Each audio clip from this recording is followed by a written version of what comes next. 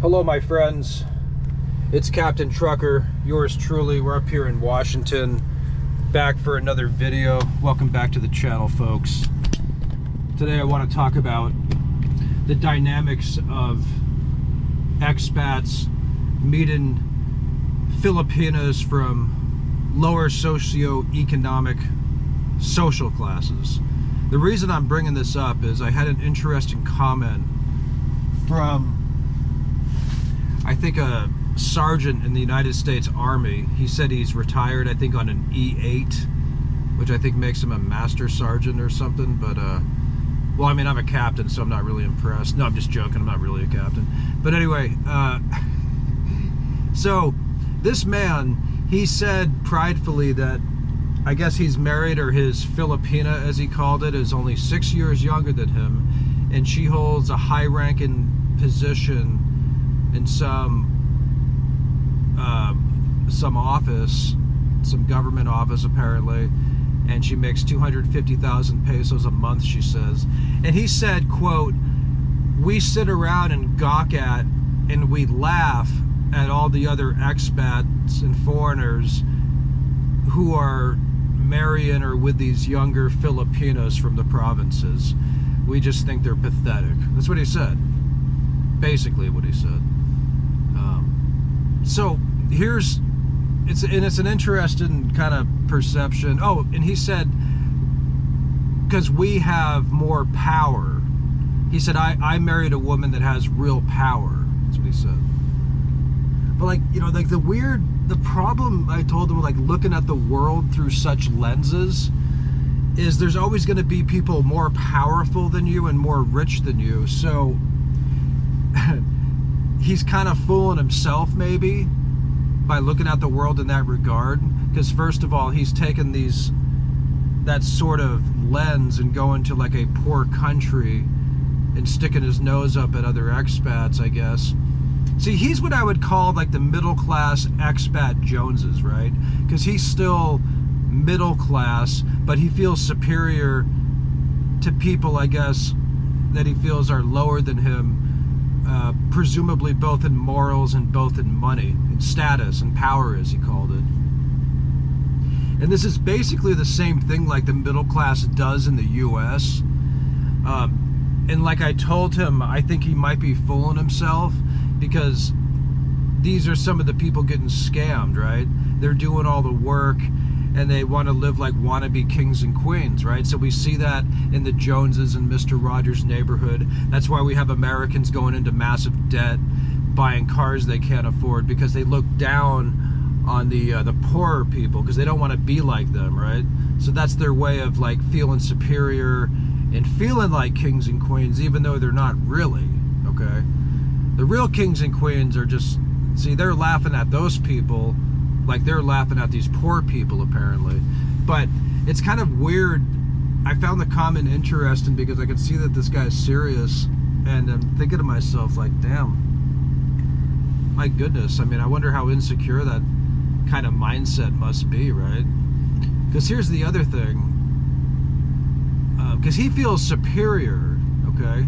Now, if you have like a lower middle class American man or a Western man, say he goes to the Philippines and he's in love with a woman who is from the province and her family's poor and she's poor, and this man really loves this woman, he's willing to marry her, okay? Which would, I guess, from these perceptions, raise her social status and kind of sacrifice his own for the woman he loves.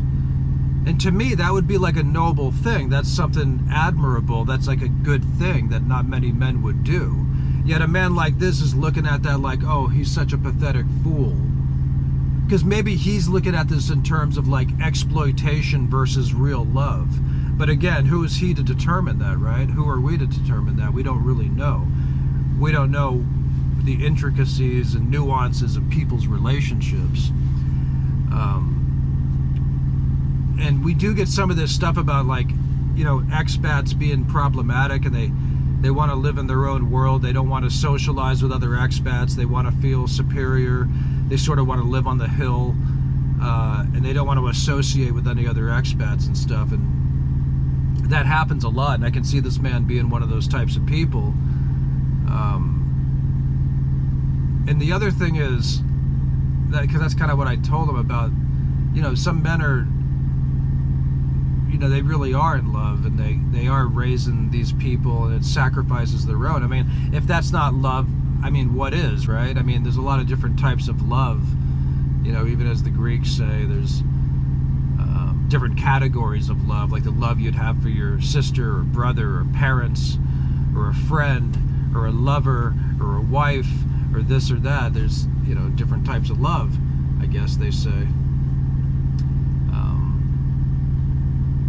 And the other thing why that argument doesn't work is, like, you've had seducers in history. You've had male gigolos, people of lower socioeconomic status, right, that seduce or that partner up with, like, these rich women, okay, or like royalty even. Like we saw, like, in Titanic, remember that?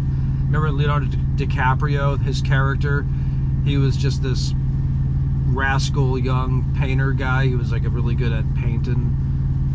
He was an artist, and he seduced the woman who was like royalty, basically, which really pissed off her future husband, I guess, when he found out. So anyway, he left him to, like, drown in the boat. That wasn't very nice of him, but then again, he did sleep with his fiance, so that's the way that goes. But the point is like, is a gigolo or is a seducer of that type, that's a bad example, DiCaprio and that, but other seducers in history that do that, does that make them more noble because they're partnering up with a powerful woman, right? I mean, it's just, again, when we're looking at the world like this, guys, like and first of all, there was nothing ever cool about snobbery, right? Like, there was nothing ever cool about it. I mean, you know, even James Bond wasn't a snob. Nobody liked them. But I guess for some people it's a big deal. You know, you go to the military, and it is. I respect military men, man. It's hard to do that. It's hard to take orders, and it's hard to, like, even, you know, fight in wars that you know are kind of a scam, such as the, you know, that whole thing we did in the Middle East all those years. I mean, it was like, what the hell was that, right? I mean, I told the colonel myself years ago, I told him I thought it was a big sham, and they didn't like me too much after that, you know. I told the colonel that. See, this master sergeant, he's an order follower, so I guess, you know, he's walking around sticking his nose up at other expats, like, in a poor country. I guess that's his deal, but I mean, you know, come on, dude, you know. I mean, is this really the way we want to look at the world? The way we want to look at life? Because again, there's always going to be somebody with more money, with hotter women, with higher class women. You're never going to win that game. This is the carnal stuff in the flesh, man. It's, you know, it's like you're born bald with a small dick and you become like a big banker, and, you know, you just buy out the world because that gives you a sense of power. I mean, that guy's kind of cool, I guess. But I mean, even that gets old. It all gets old. We got to just let this stuff go, guys. This vanity and stuff. I mean, shoot. I mean, I wish I was richer, but I'm not. But that's, you know, something we could work on. People are born with different abilities and stuff. But again, whether you're that, you know, bald guy with muscle man that's rich, you know, at the end of the day, you're still the same. It's all, you know, we're all going into the grave. We're all going to look the same and be as valuable 6 feet under. So I don't see what the point in going around and, like, you know, isolating yourself in the Philippines and thinking you're better than other people, because we're really not, especially based on those merits. That's true. I was telling my mom a story about, I knew this expat once. He's an American guy, and he built a house, and he's always telling all the Filipinos and everybody who will listen, like, that he has 3 or 4 bathrooms. And that was, like, really a big deal for him. And, like, he really went around, like, telling everybody who would listen about his 4 bathrooms. I'm not even kidding. And his wife was doing the same thing. Like, hey, do you know he has 4 bathrooms? It kind of became like a joke. So when I would go see him, I would say, oh, hey, or I'd say to his wife, I said, how many bathrooms do you have again? And she got kind of defensive, like I should know the answer. And she goes, 4. I'm gonna go build a house in the Philippines, and I'm gonna go to the provinces and brag to poor Filipino families that I have 4 bathrooms. Why do we want to go to these countries and be like the expat Joneses? That's what we're trying to get away from. It doesn't make any sense. Like, when you're living by those standards, that's more loserish to me than actually being a poor person living within his means, right? It doesn't make sense to me. This is what I'm talking about that we're bringing these like imperialistic American like conquering vibes to these countries, and we're not these kings and queens. You're like a middle-class Joe pretending that you have a higher status than you do. They call them like McMillionaires, right? So it's kind of a problem. It kind of sucks, right? I mean, but I don't mean to be so judgmental about it either. I mean, it's, you know, I think for some people it's a big deal. It's nice to have good material things and laugh about it and show off in a poorer country than you're from, I guess. I mean, I'm building a house. It's not that big.